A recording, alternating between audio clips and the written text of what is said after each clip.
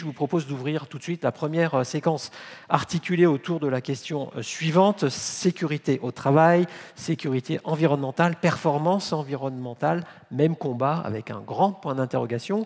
Combinaison de mots-clés qui combinent autant d'enjeux sur le terrain, alors qu'il s'agisse de l'industrie, du bâtiment, tant d'autres secteurs. Comment faire rimer les objectifs liés aux fortes contraintes environnementales avec l'absolue nécessité de sécuriser les travailleurs dans des contextes théoriquement soumis à des risques majeurs comme les pollutions, le bruit ou bien d'autres. Posons ensemble la réflexion avec l'aimable concours de deux personnalités qui vont avoir évidemment l'immense charge de nous aider à répondre au sujet proposé. Et comme je sens que mon premier invité est très motivé, il est déjà dans les starting blocks. Pascal Muller, si vous voulez bien me rejoindre sur cette scène, on vous applaudit bien sûr.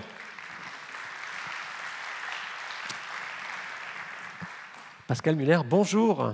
Prenez place. D'abord, comment ça va? Ça va bien. Parfait. On a la pression. La pression. Non, mais on est juste entre nous. Des intervenants. On est juste entre nous, ça ne sortira pas d'ici. Alors, cher monsieur, vous êtes le directeur du pôle Hauts-de-France et Grand Est de Sarpi Veolia, l'une des filiales du groupe tout simplement leader européen du traitement, de la valorisation de déchets dangereux de tout type, qu'il s'agisse de gaz, de boue, de solides, de fûts et bien d'autres formes encore. Alors, l'une de vos principales marques de fabrique consiste à concevoir des solutions durables destinées à maîtriser les risques environnementaux dont on va parler, et sanitaires bien sûr, liés à ces déchets. Alors, cher monsieur, ce serait bien que vous puissiez nous montrer comment vous mettez en œuvre ce nécessaire équilibre entre sécurité, santé, environnement, entre toutes les normes à respecter et les modes d'organisation que vous avez mis en place, il y en a beaucoup, et nous dire finalement dans quelle mesure cela contribue à la réalisation de vos objectifs d'entreprise grâce à un modèle que vous avez, je crois, su rendre efficace. Monsieur Muller, si vous acceptez la mission, comme dirait l'autre, faites-nous cette démonstration en un peu moins de 10 minutes, et je sais pouvoir compter sur vous. Oui, on va essayer. Alors, pour les slides... Vous avez le petit objet, ça avance. D'accord. Voilà. C'est parti.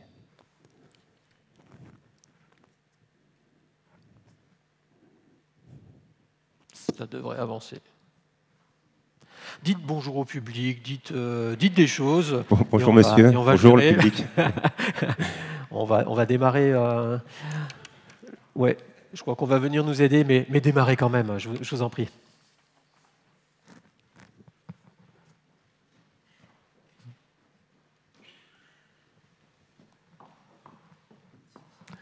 Bonjour, monsieur Bourrion.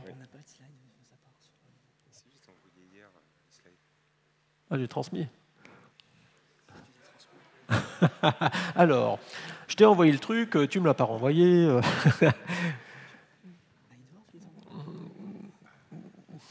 Tu les as. Je peux faire ça, mais oui, c'est beaucoup moins sympa. On va essayer.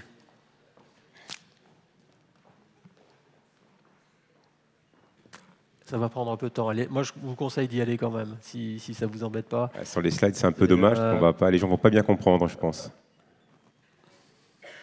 Oui, non, c'est pas. Excusez-moi, c'est pas une critique. Bon, je vais démarrer comme ça, et puis on va essayer de récupérer les slides. Donc déjà, comprendre que le lien entre la pollution et la santé est en fait un lien qui est assez récent, puisqu'il faudra attendre le milieu du 19e siècle, dans les années 1870, pour que l'apparition du mouvement hygiéniste mette en avant un lien de causalité entre ce qu'est le déchet, l'abandon des déchets, la saleté dans les villes, les émissions gazeuses, etc., le non-traitement des eaux usées, et puis les grandes épidémies qui ont pu avoir lieu de choléra, de typhus, etc. En un peu plus de 150 ans, et à cette époque-là, l'apparition de grandes sociétés, Veolia, Suez, pour gérer les déchets urbains, pour gérer les eaux, pour dépolluer les eaux usées, qui se sont agrémentées aussi d'un développement industriel extrêmement important, l'industrie de la chimie, de l'acier, la société de consommation. Tout cela accompagné forcément de quelques crises sanitaires, accompagnés de quelques grands incidents, de quelques grands accidents industriels, ont amené les pouvoirs publics à prendre conscience de l'enjeu de la sécurité, de l'enjeu de la santé, en mettant en œuvre sur la question de la pollution et des risques industriels un certain nombre de grandes réglementations, aujourd'hui appliquées en France, en Europe et dans la plupart des grands pays industrialisés. Pour accompagner ces réglementations, il a été nécessaire de développer des solutions techniques. On a d'abord vu apparaître un certain nombre de sociétés, je l'ai dit, pour gérer la question de l'eau, la question des déchets banals, etc. Et puis, au milieu des années 1970, on a commencé à mettre le doigt sur des pollutions extrêmement complexes, majoritairement industrielles d'ailleurs, contenues dans un certain nombre de déchets, métaux lourds, polluants organiques réfractaires. On a, il y a quelques années, enfin il y a quelques décennies, eu le scandale des dioxines. Bientôt, on va voir le scandale PFAS-PFOS, pour ceux qui sont un peu habitués à ces termes-là. Et donc, on a mis en œuvre des réglementations qui devaient permettre de pouvoir gérer aussi les pollutions difficiles, les pollutions toxiques. C'est le début des grandes réglementations sur le traitement des déchets dits dangereux, majoritairement industriels. Pour accompagner ces réglementations-là, une nouvelle industrie s'est créée. Réellement, à partir des années 1975, une industrie du recyclage, du traitement des déchets dangereux s'est développée. Cette industrie, qui fait partie de la chimie, de la branche de la chimie, a développé des solutions. Et quand on développe des solutions pour recycler les déchets dangereux, aujourd'hui, dans un groupe comme Sarp Industrie, il n'y avait rien en 1975. Aujourd'hui, c'est un peu plus de 3 millions de tonnes de déchets dangereux qui sont traités en Europe. C'est 3000 salariés, 3000 collaborateurs, et c'est globalement un peu plus de 80 usines qui sont disséminées en Europe et qui gèrent ces déchets dangereux. Alors lorsque l'on concentre des produits extrêmement toxiques, extrêmement réactifs, contenant des polluants avec des risques très importants pour l'environnement, très importants pour les populations, qu'il ne faut pas mélanger entre eux parce qu'on a des risques réactionnels, il est clair que la question de la sécurité, de la santé de nos salariés, et en particulier la prise en compte des risques associés à une réaction qui se passerait mal, à des émissions toxiques dans l'environnement avec tous les enjeux de santé publique que cela pourrait entraîner, est un enjeu qui est évidemment primordial. Il faut savoir qu'aujourd'hui, la plupart des sociétés ont développé des solutions, des indicateurs pour pouvoir mesurer les enjeux associés à la sécurité, à la santé, au bien-être au travail, etc. D'abord, aujourd'hui, la société n'accepte plus qu'une entreprise ne fasse que gagner de l'argent. Aujourd'hui, la plupart des entreprises ont développé des schémas, ce qu'on appelle de raison d'être. C'est-à-dire la société doit être utile à quelque chose, elle doit apporter quelque chose à la société de manière générale, au niveau local, que ce soit au niveau de ses salariés, que ce soit au niveau du développement associatif, au niveau de l'environnement, évidemment. Parmi les indicateurs qui sont suivis aujourd'hui, il y a un indicateur qui est lié vraiment à l'accidentologie au travail qui s'appelle le taux de fréquence. Taux de fréquence 1, qui correspond globalement à un nombre d'accidents de travail avec arrêt ramené à un nombre d'heures travaillées. Voilà, c'est un calcul. Globalement, le TF aujourd'hui, donc l'idéal c'est d'avoir un TF à 0 évidemment, c'est-à-dire 0 accident de travail. La réalité elle est un peu plus complexe que ça. Mais aujourd'hui, on a des taux de fréquence qui se promènent selon les différentes entreprises entre, on va dire, 0 à 100. Alors 100 c'est très mauvais, et puis 0 c'est quasiment inatteignable. Sauf dans les républiques bananières où éventuellement on peut toucher un peu les choses. Mais considérer qu'on aura 0 accident de travail carré, ça fait rêver sur le papier, dans la réalité c'est extrêmement compliqué. Après on a d'autres indicateurs qui sont mis en place, le TF2, c'est pour les accidents de travail sans arrêt, après les soins bénins, les presque accidents, etc. Alors c'est compliqué sans le graphique, mais il faut imaginer qu'aujourd'hui, l'outil qui permet de traduire ça, c'est une pyramide, ce qu'on appelle la pyramide de Bird.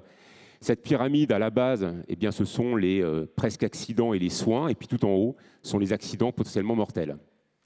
Donc cette vision très statistique au départ, si j'ai 100 accidents, si j'ai 100 soins, 100 presque accidents, 100 petites blessures légères, ça va me conduire mécaniquement à 50 accidents de travail sans arrêt, puis à 20 accidents de travail avec arrêt et à 2 morts.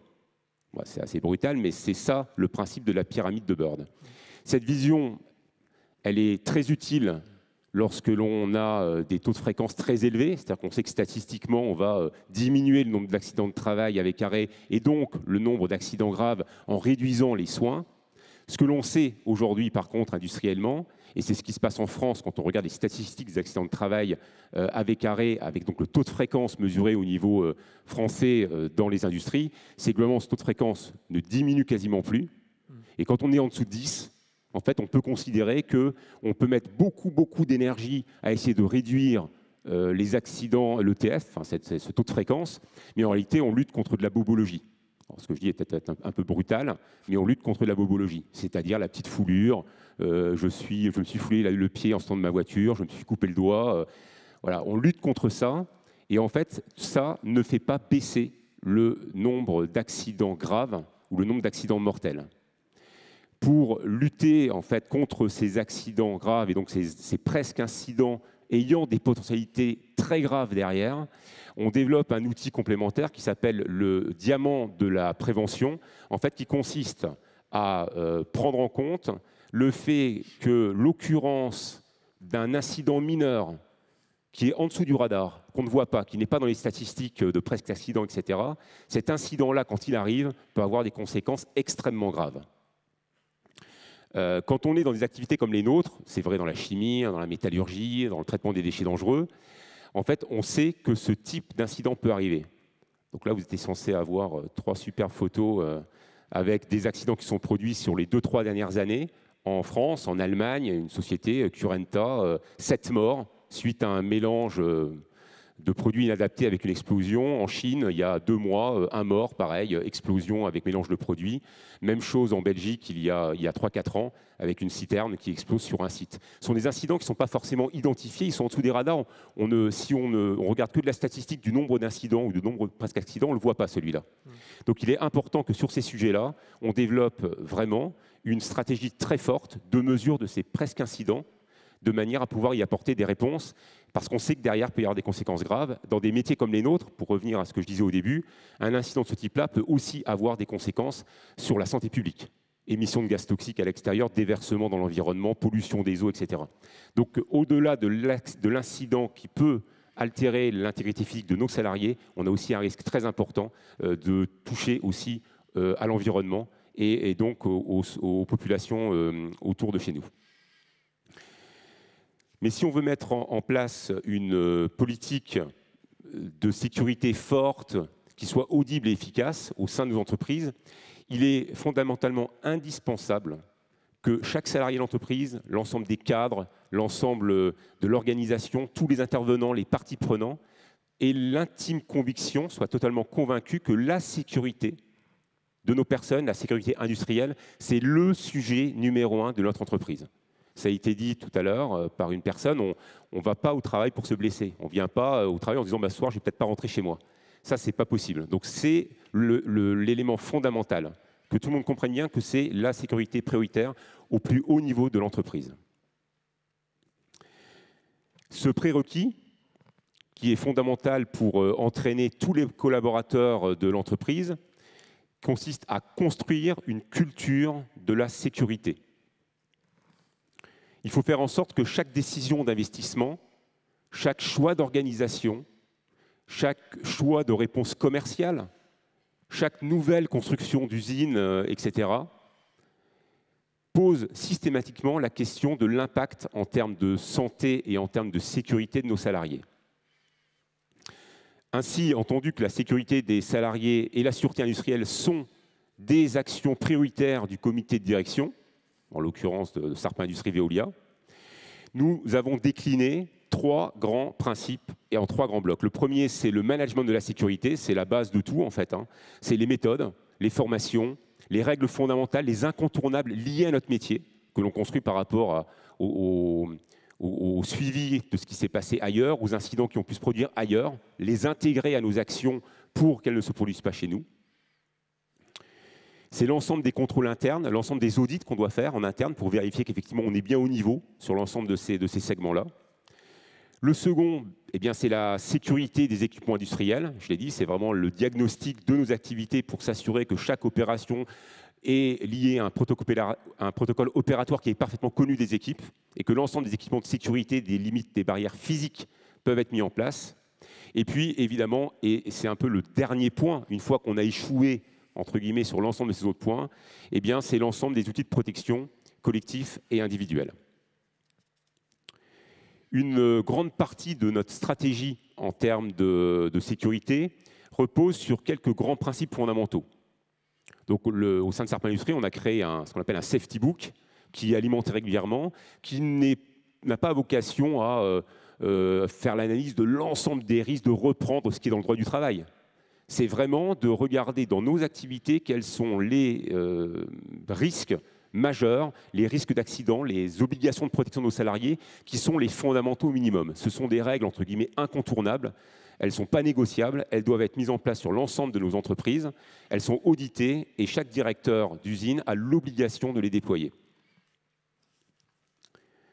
Parmi les différentes fiches actions qui existent au sein de l'entreprise, il y en a certaines qui sont directement liées à la culture de la sécurité de l'entreprise et aux moyens d'impliquer l'ensemble des salariés, quelle que soit leur fonction, dans un projet commun qui nous permette de réduire durablement les risques associés aux accidents. On a déployé une méthode qui s'appelle la méthode Act for Safety, une méthode qui a été développée en partenariat avec l'Université de Provence, professeur Joule, qui travaille sur les questions sociologiques, qui nous a permis d'essayer de construire un modèle permettant de faire en sorte que chaque salarié, parce qu'on sait que dans un accident, quand il arrive, le facteur humain, qui peut être le maillon permettant d'éviter l'accident, ce facteur humain, en général, peut être aussi le facteur aggravant qui fait que l'accident se produit. Dans la majeure partie des cas, c'est ce qui se passe. Donc il est extrêmement important que chaque salarié ait la conviction qu'il peut arrêter, s'il se sent en danger, son devoir d'alerter son collègue, qu'il y a un souci et qu'il faut vraiment arrêter de faire ça, voire d'alerter évidemment la direction, de façon à que ça n'arrive pas. Ça paraît évident comme ça sur le papier, c'est très compliqué d'arriver à faire en sorte qu'un salarié dise à son collègue « arrête de faire ça, tu te mets en danger ». Ce travail qu'on a mené nous permet, en tout cas, au travers de tout un tas d'actions qui sont menées tout au long de l'année, avec un certain nombre de journées uniquement liées à la sécurité sur un élément donné, à des causeries sécurité, à des visites de sécurité, etc., nous permet globalement de pouvoir respecter, je dirais, en tout cas de pouvoir travailler et avancer durablement sur ce sujet-là. Et puis ensuite, sur le sujet de la sécurité industrielle, eh bien, on a mis en place tout un tas de choses, sur du contrôle renforcé. On est dans des métiers dans lesquels on a des déchets qui arrivent. Eh bien, il n'y a aucun déchet qui arrive sur notre site sans avoir été préalablement contrôlé, analysé, vérifié. On a 10% de nos équipes qui travaillent dans des laboratoires, qui vont analyser l'ensemble du procédé, du début à la fin. Évidemment, les systèmes de sécurité en termes d'incendie, etc., sont totalement mis en œuvre. Et on a des réunions régulières qui sont faites avec les équipes pour vérifier que le système est bien respecté. Nous avons aussi mis en place, c'est compliqué quand même sans slide, mais bon. Nous avons aussi mis en place, bien évidemment, un certain nombre d'outils de protection collectifs pour travailler sur les systèmes anti-chute, pour travailler sur les indicateurs de contrôle, de mesure des réactions, pour éviter qu'elles se déploient et qu'elles se développent. Donc ça, ce sont des choses qui sont évidemment réalisées régulièrement tout au long de nos procédés, chaque année, sur chacune des usines, et on s'assure que chaque usine déploie bien ces processus-là. Voilà, et puis je vais conclure, parce que j'ai compris que le temps était compté, ce qui est normal. Donc je voudrais juste insister sur un point, qui est un peu l'alpha et l'oméga de cette présentation, qui est que cela fait des années que les industriels, globalement, ont développé des méthodologies permettant de diminuer les accidents de travail. On n'est plus au début du siècle, au début du XXe siècle. Il y a eu énormément de choses qui ont été réalisées pour pouvoir diminuer cette accidentologie. Le taux de fréquence dont je parlais, qui est cet indicateur d'accidents de travail avec arrêt, a baissé considérablement. Il ne baisse plus depuis maintenant une dizaine d'années. Il est à peu près stable dans l'ensemble du secteur industriel.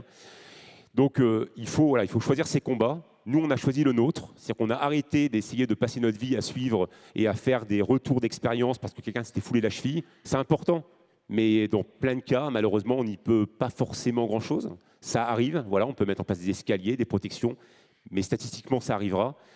Notre vrai enjeu, c'est vraiment de faire la chasse, le diagnostic des incidents qu'on pourrait considérer comme mineurs avec un fort potentiel de gravité. Et c'est sur cela qu'aujourd'hui, on a fait le choix de travailler pour préserver nos salariés en termes de sécurité et aussi, évidemment, pour faire notre métier correctement en limitant de manière considérable les émissions toxiques à l'extérieur ou les risques industriels pouvant conduire à des incidents majeurs et donc à des risques sanitaires pour les populations. Je vous remercie.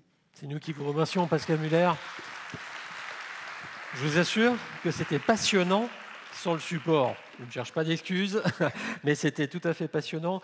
Je rassure tout le monde, votre support, bien sûr, il sera diffusé avec l'ensemble de la documentation pour que les personnes puissent en prendre connaissance à l'issue de cet événement. Merci beaucoup, Pascal Muller.